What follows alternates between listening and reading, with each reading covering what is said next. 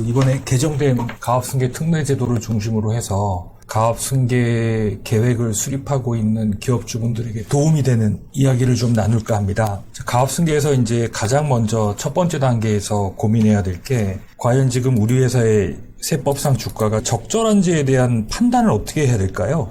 주가가 핵심일 것 같은데요? 그 주가를 평가하면 네네. 이제 그게 적정한지 아닌지에 대한 평가를 해야 되잖아요. 그렇죠. 네. 첫 번째는 CEO가 생각하는 체감 가치를 기준으로 한번 판단해 보시는 것도 괜찮아요. 나는 한 50억 주면 팔 용의가 있는데 세법상의 가치는 100억이더라.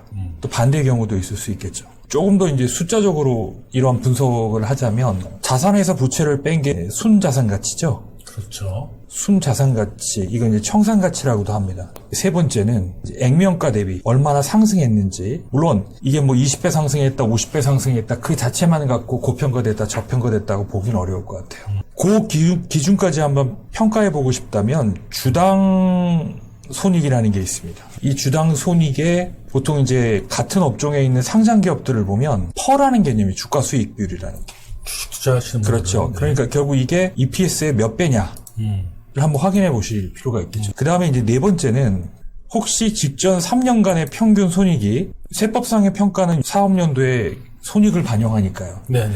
경상손익이라고 하면은 이제 통상적인 매출액 대비 이익률이냐라는 거죠. 이제 특정 우발적인 이유로 인해서 이익이 늘어나게 되면 당연히 고평가 되겠죠. 네네. 그러면 내가 평상시의 이익을 기준으로 평가를 한 금액과 비교를 해서 고평가돼 있다, 저평가돼 있다라는 판단을 내릴 수 있겠죠.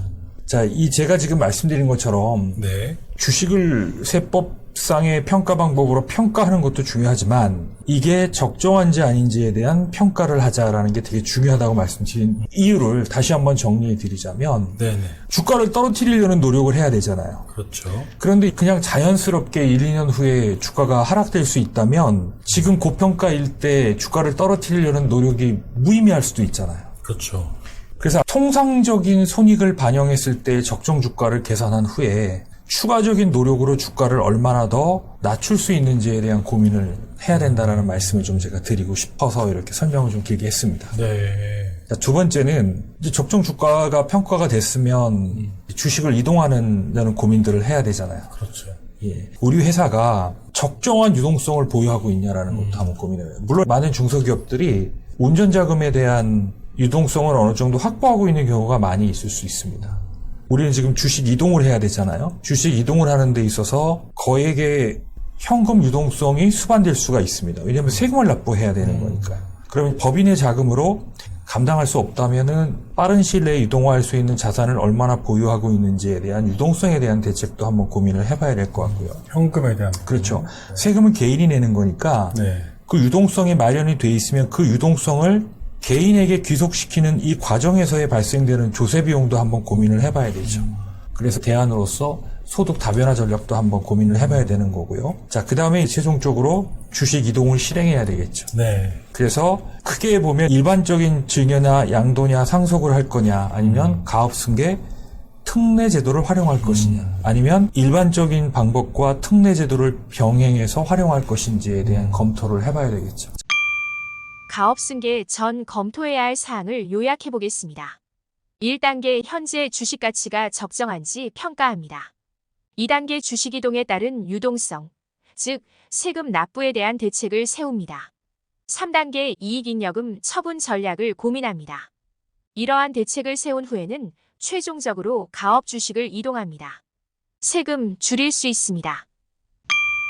자, 먼저 주식 가치를 절하시키는 방안이라고 해야 되겠죠. 과표를 줄이는 게 중요한 이슈가 되는 기업 입장에서는 이제 손익 가치와 자산 가치를 가급적 낮출 수 있는 방안을 강구해야 되지 않습니까? 자, 그런데 여기서 어떤 기업은 손익 가치가 상대적으로 높게 나오고요.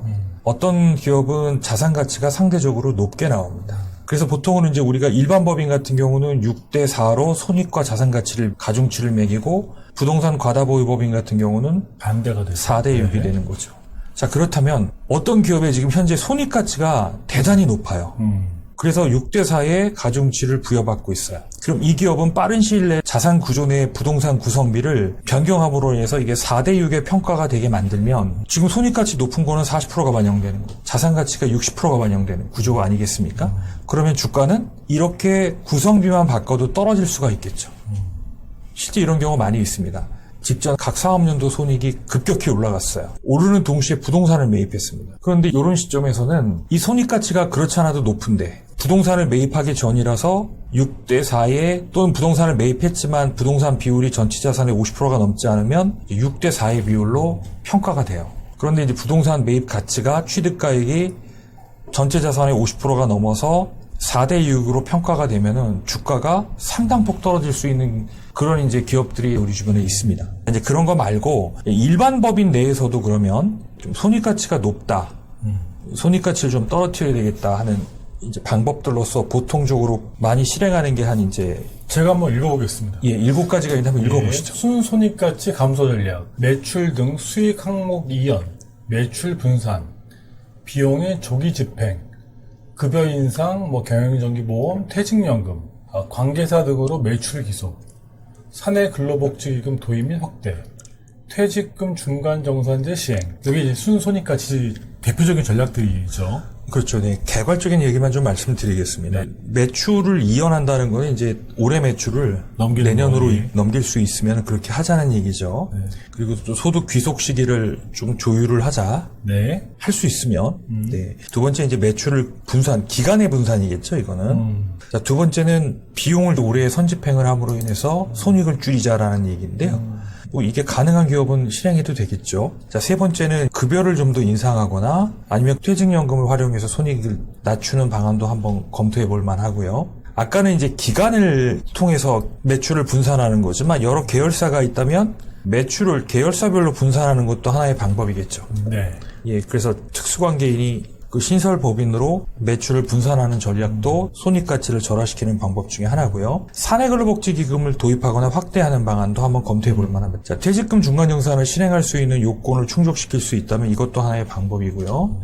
기업을 쪼개는 것도 하나의 방법일 수 있고요. KOTC 상장이라는 건 이제 상장이 되면 불특정 다수가 주식 거래를 하지 않겠습니까? 네네. 그럼 그 주식 거래가 세법상의 시가보다 낮게 낮게 형성될 가능성이 있기 때문에 그걸 활용하는 방법도 한번 검토해 볼 만할 수 있을 것 같습니다. 자산가치 한번 읽어봐 주시겠어요? 순자산가치 감소 전략, 적극적 배당 정책 실행, 이번 퇴직금 추계액 반영, 자사주 취득 후 소각, 유상감자 실시, 확정된 비용 및 부채 가산, 매출채권 소멸시효 완성, 재고재산 처분, 무상증자 및 감액 배당. 네, 맞습니다. 손익가치가 월등히 높은 기업은 사실 자산가치를 좀 떨어뜨린다고 해서 주가 변동이 크게 일어나지 않습니다. 왜? 손익가치가 워낙 크니까요. 그러니까. 네, 반면에 기업이 성장을 하고 성숙 단계에 다다르면 손익 성장성은 떨어지게 돼 있습니다. 이런 기업들 같은 경우는 오히려 손익가치를 떨어뜨리는 건 효과가 덜하고요. 자산가치를 떨어뜨리려는 감소 전략이 많이 필요한데 대표적인 게 이제 여기 나와 있는 8가지입니다.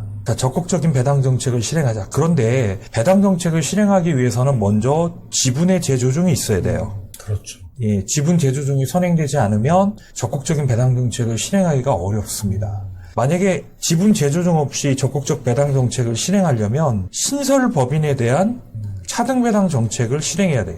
두 번째는 이제 임원퇴직금 추계액을 반영한다. 이거 부채지 않습니까? 네. 부채를 개성해서 순자산가액을 떨어뜨린다는 부분이고요. 자기 주식을 소각하는 것도 하나의 방법이 될 수 있습니다. 그다음에 유상감자를 실시하거나 확정된 비용 부채 가산하는 것 아까 말씀하셨고요. 그 외에 감액배당이라는 게 있습니다. 예. 감액배당은 여러 가지 고도화된 자본거래 기법이 동원이 됩니다. 그래서 이런 자본거래를 충분히 감당할 수 있는 기업이라면 세금을 가장 최소화해서 순자산 가치를 떨어뜨릴 수 있는 가장 좋은 툴이 될 수도 있습니다.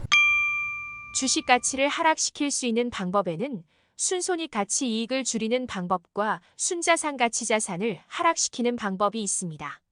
기억해 주세요. 비상장 주식 가치에 대한 내용들을 중심적으로 말씀을 드렸고요. 같이 미리 사전 작업들이 필요한 것 같아요. 네. 예, 자, 오늘 방송 감사합니다. 고맙습니다.